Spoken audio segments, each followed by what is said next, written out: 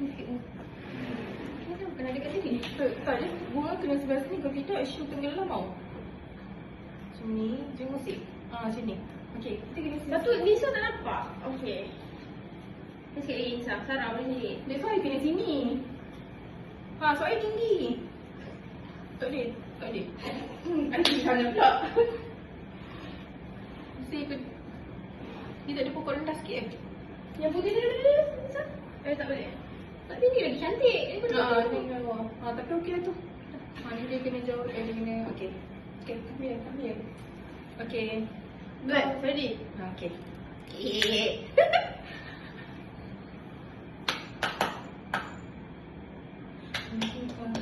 Benda. Tak boleh.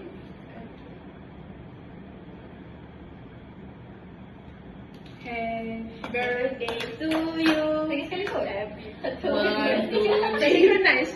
1, 2, 3. Happy birthday to you. Happy birthday to you. Happy birthday to Sarah. Happy birthday to you. Berapa lilin? 3 means? Kosong. Wih, happy birthday Sarah. Happy birthday. Congrats guys. Dah habis belajar. Dia jirat. 1, 2, 3. Birthday you. Sama lah. Birthday you. You Sama have lah. you. You have you. Sama lah. I tak apa, I ada next week. Birthday dia panjang tahun. Yeay. Congrats Sarah. Kita makan. Congrats, happy birthday lah. Tanyalah dah 30.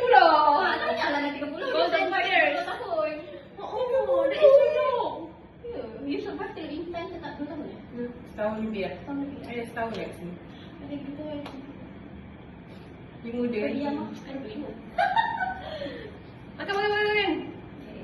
Hey. Kita hidup kat Kelantan. Yeay. Kita survive Kelantan. Jadi kita kena momen makan. Like bersantai-santai lah. Bersantai-santai guys. Kita nak suat kita ke mesti? Yang suara dia. Aku tak cakap kenapa you daripada situ kamu tak tahu mana makan kat sini. Sekali dia lah nak makan kat mana. You dah jadi M. Betul. Kan? Betul kan? You makan macam mana? I makan lilin. M1. Wait, kau tak nampak dalam video? I introvert.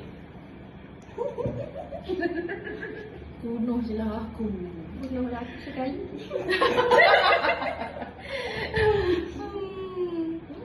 Betul ah? Apa yang nak? No, I thought it doesn't.